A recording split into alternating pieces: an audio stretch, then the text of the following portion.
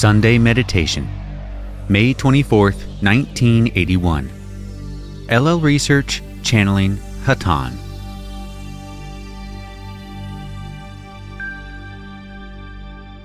L. Channeling. I am Hatonn, and I greet you in the love and light of the infinite Creator. My brothers, it is with great pleasure that we welcome here this night those of you who are new to these communications, or have not been in communication with us for some time. It is always a pleasure to encounter again, or for the first time, our beloved friends. We of Hatonn are grateful for the opportunity to speak to this assembly, for it is so seldom on your planet that we are capable of reaching the minds and hearts of its inhabitants. The message we bring you is not our own, but rather a reflection of that message which springs from your own hearts, for it is merely a repetition of the knowledge within your own souls that one might refer to as having been misplaced or mislaid. Therefore, my brothers, although we are grateful for the love with which you greet us, be aware that we are not teachers or doers, but rather beloved friends who would assist you, if allowed, to regain and recover the knowledge within your own beings. It is frequent that we are called upon to express our messages, but the calling is often erratic, in that those beings who summon our message often do not care for the content and draw away from us, seeking instead the pleasures of the illusion within which you all function to a greater or lesser extent. We therefore, my brothers, encourage that you seek further contact, that you may both develop your own perceptive abilities and also affect more greatly the polarity of your planetary sphere. Your actions, my brothers, affect your planetary sphere more strongly than those of the group whom we may describe as undecided, in that they have not selected yet a polarity of striving. Therefore, your own striving in meditation and service-oriented living is a further service to your planetary brothers in and of itself, as it affects their lives. It is important that you be aware of this, in that the coming events affecting your planet will tend to dismay and panic those beings of your race who are not aware of the causes or intentions behind the cataclysmic events that cast them as twigs into the maw of a maelstrom. As they seek frantically for a point of security or stability within the whirlpool of their lives, they will more and more readily perceive yourselves as steadfast, and will hopefully seek to understand and emulate your own efforts toward spiritual growth. Your example, my brothers, has always been pointed out to you as the most efficient teacher. Yet in the times to come, this will be more and more significant, for events will occur that will tend to encourage more and more of your race to polarize in one direction or the other, thus hopefully enabling them to achieve inclusion in the harvest. At this time, we would attempt to continue through another instrument. I am Hatonn.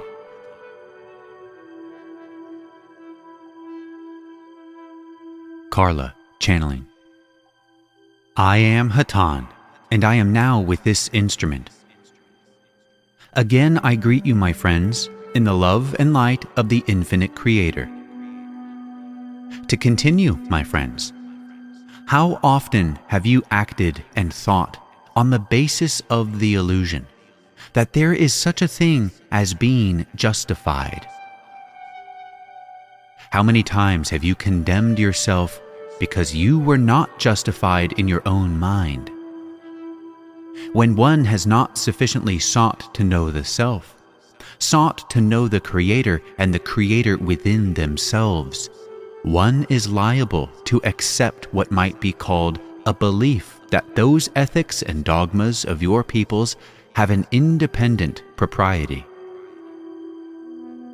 How much sadness, my friends, guilt, grief, and consternation has been caused because your peoples do not go within to seek for what is right for them, because the events of the days act upon them. The only measuring stick is the degree of justification in terms of ethics or religion, which is accepted outwardly by your peoples. My friends, to the best of our understanding, there is no justification. You are never justified. You cannot ever be justified, nor can you be wronged, nor can you wrong except intentionally. When you think to yourself, "Ah, yes, I shall drink a toast to myself. Such and such an action was justified." Step back, my friends, and see the perfection that created both yourself and whatever else seems to be in conflict with yourself. What is it, my friends, that requires that you be justified? What is it but a lack of seeking to know the truth, that in reality disharmony is not necessary, that in reality those things about you are perfect as they are, without justification?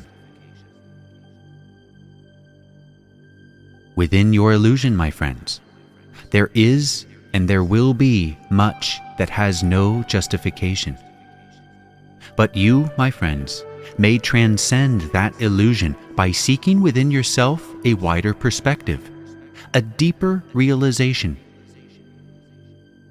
There will be, just as there have been in the past, times when in moments of decision there is no guideline for action. Times when that which your society labels justified does not seem appropriate. Times when your religious teachings, as sincerely and earnestly meant to help as they have been, do not seem appropriate. Times when there is no outward source for peace and for the feeling that you as a spirit, as a soul, have done as well as you can. The one known as Jesus said in your holy works, "I am the way, the truth, the life. No one comes to the Father but by me." This saying, my friends, has been much misunderstood and is very central to that which we have to say. This entity, known to you as Jesus, often went to be by himself, to seek within himself that knowledge which is not justification, but rather the knowledge of love. And when he became one with that love, he also became one with the knowledge of what creative actions he might take to be in harmony with the rhythms of his particular way of existence, his particular means of sharing that love among your peoples in what you call your life. And when this entity was in that state of love, he was one in consciousness with the Creator, with love itself.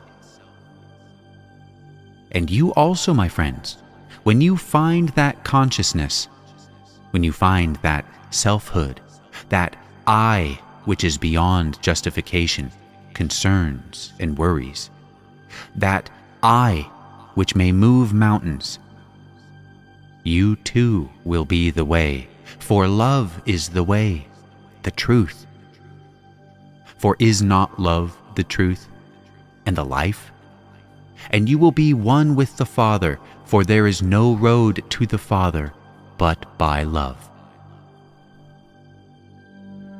As you move from moment to moment, we hope that you may in your day never be far from the realization of this love, Never be too far from the means to find the gateway to this paradise.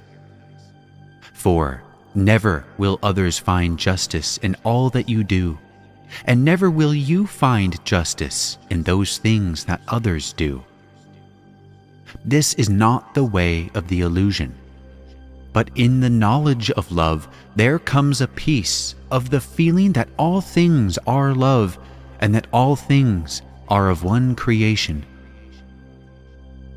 The channeling session is interrupted by a telephone ringing. Hatonn continues through Carla. I am Hatonn. We are sorry for the delay, but this instrument's concentration was somewhat disturbed by her realization that she had forgotten to do some duties to make this meditation more smooth. My friends, it is this kind of thinking of which we are speaking. For a disturbance to occur may not be justified, but that it does occur is a perfect part of a creation of love. When these things occur, when you feel that you have failed, when you feel that you are not justified, step back, my friends, and know that it does not matter. Failure, success, justification. These are illusions and dreams within a dream.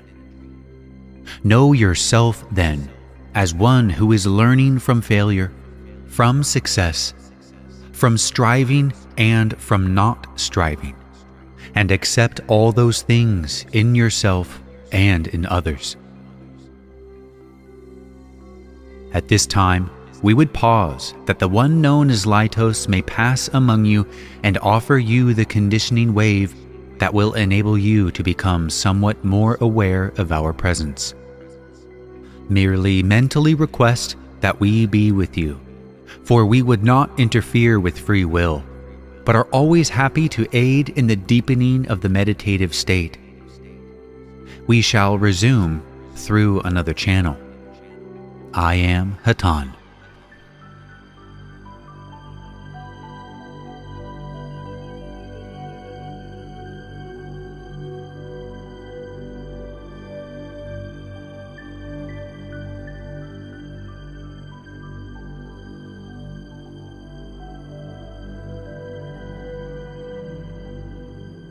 Jim, channeling.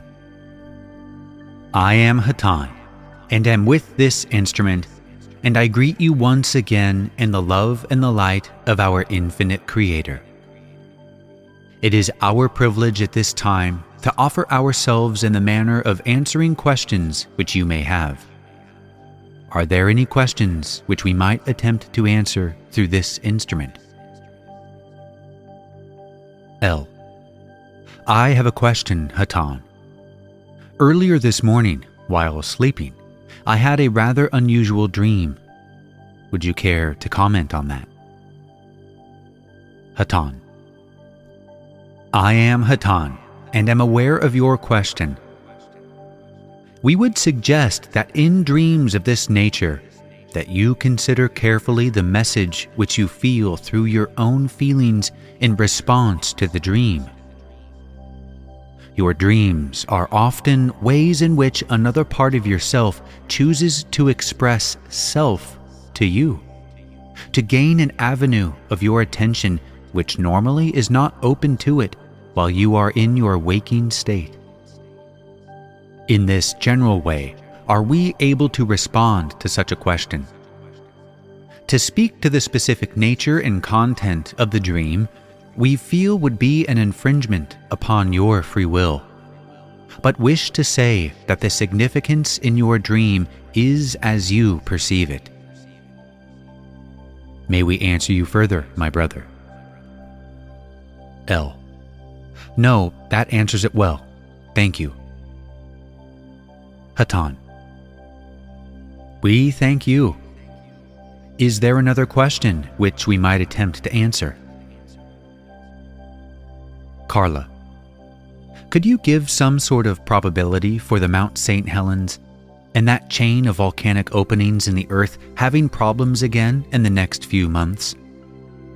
I have been having some intuitive feelings about that. And if so, would it aid if we meditated? Hatonn. I am Hatonn, and we would suggest, my sister, that in instances such as the eruptions of volcanoes, the occurrence of earthquakes, and other natural phenomena which might be viewed as catastrophic in nature, all these are but repercussions, or reflections, you might say, of the consciousness of your peoples which has been expressed upon your planet for many centuries. For the friction which has occurred between your peoples has, in its very being, and is in its very being, a vibration of a nature which penetrates the planet on which you live. And as you approach the time which has been called the time of harvest, the energies which have been invested in your planetary sphere will be coming full circle, so to speak, and be returning, so that those who inhabit your planet at this time might experience the culmination of this cycle in every degree. The likelihood of such occurrences to continue is very great.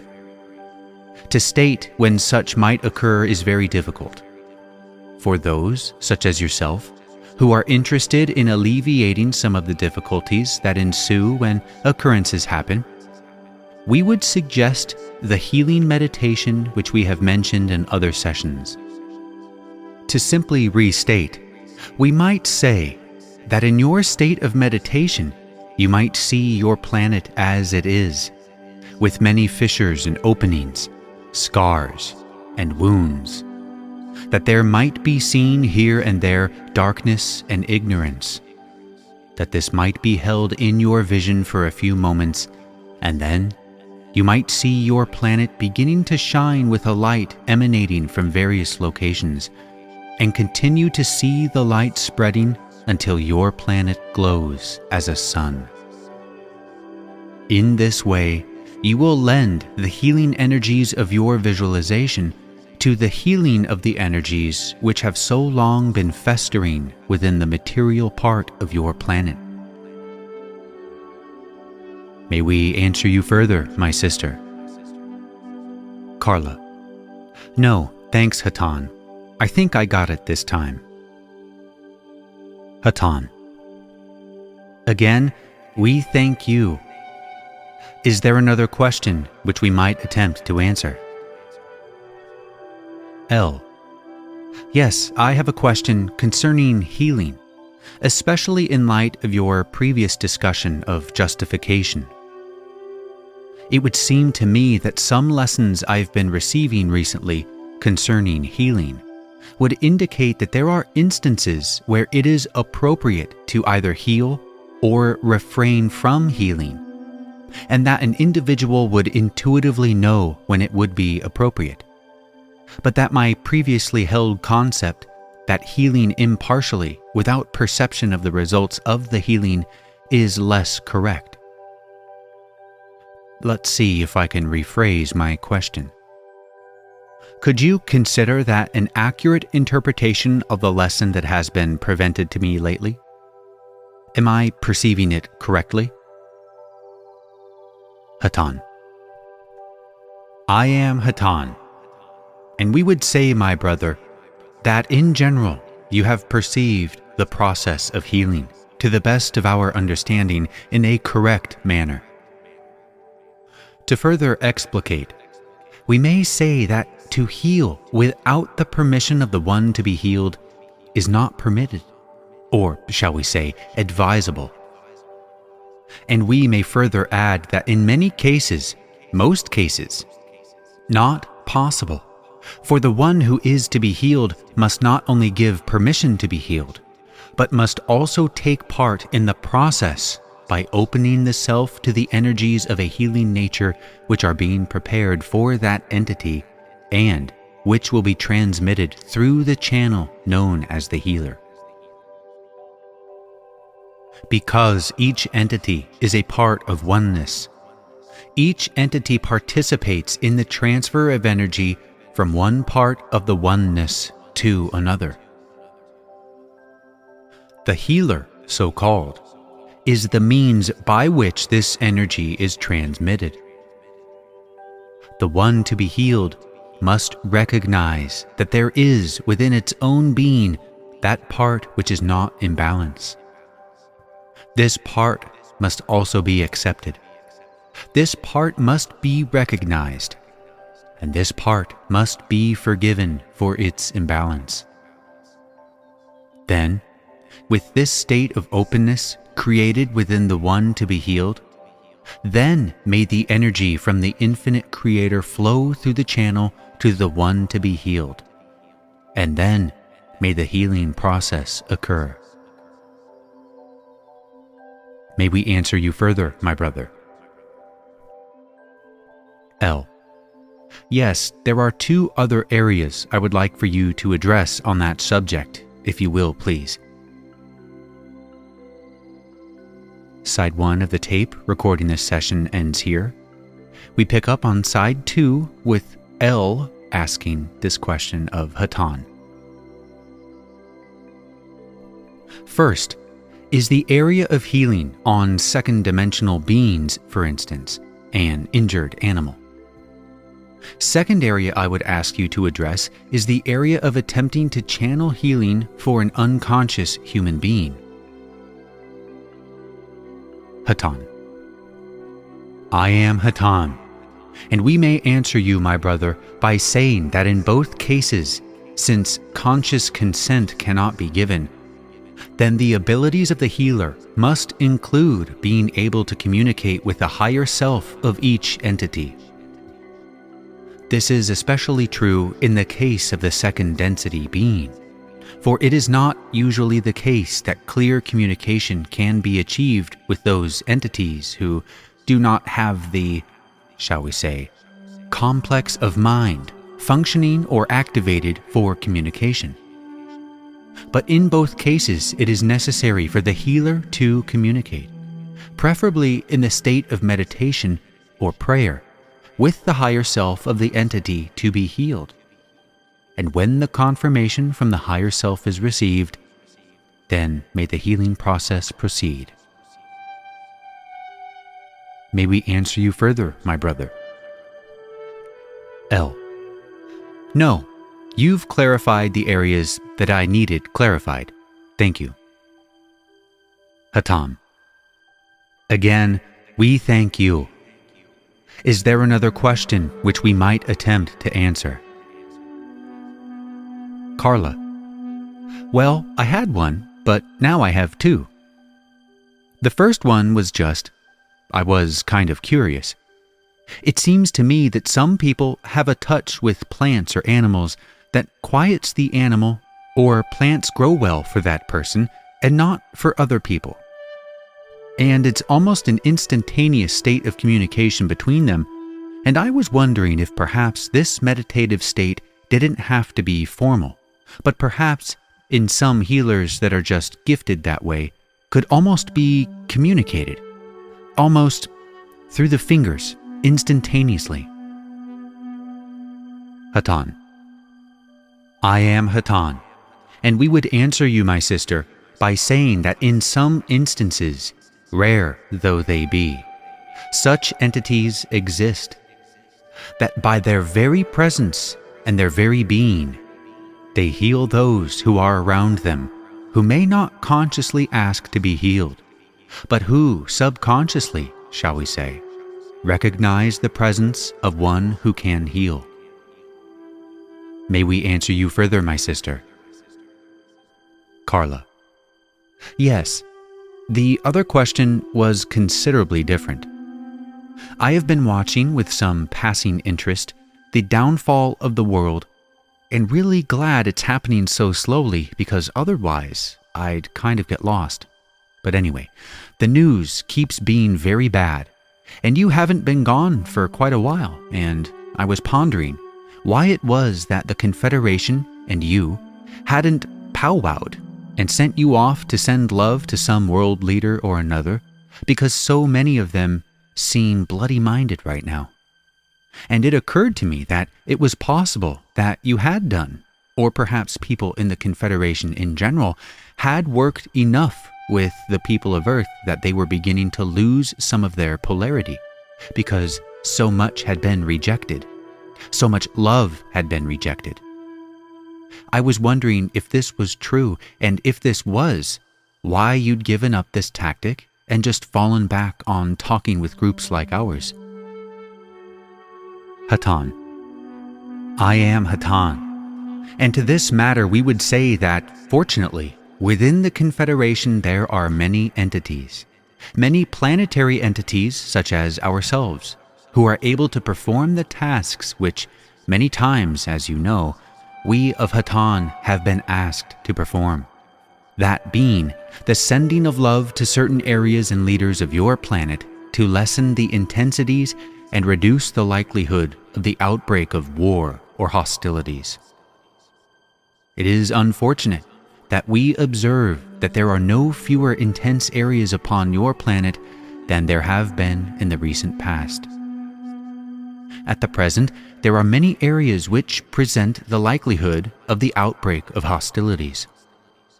These areas are receiving aid from other entities within the Confederation. We of Hatonn have served in this capacity many times, and we anticipate, without being pessimistic, that we shall be asked once again at some point in the future to serve in this capacity. May we answer you further, my sister? Carla. Just to clear up the part of the query, do you lose polarity when the love is sent back to you without being used? Or is it just a service that you are not attached to the outcome of, and therefore you don't lose any positive polarity, no matter what happens? Hatonn. I am Hatonn, and your assumption is correct that we of Hatonn do not lose our polarity when we, shall we say in your terms, may fail at the attempt to send love and experience its reflection instead. But may we also say, in greater terms, that there is no such thing as failure. For in the attempt to be of service, there are still many who are served. For love is not particular in whom it seeks for its resting, shall we say. And though the entities whom we have, shall we say, targeted for our love may not accept it, still the love is sent, and still some part of the Creator receives. May we answer you further, my sister? Carla. No, thank you. Hatonn. We thank you. Is there another question which we might attempt to answer?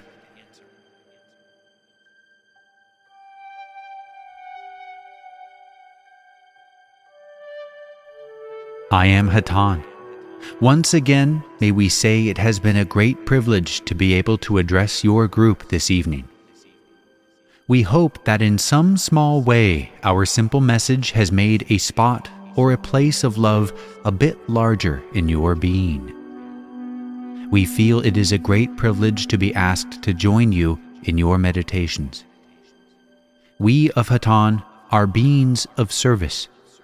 To serve another part of the Creator we view as the only reason for being, for the Creator is all that there is. We leave you now in the love and the light of the infinite Creator. We are known to you as Hatonn. Adonai Vasu Borragus. Go forth then, rejoicing in the power and the peace of the one infinite Creator.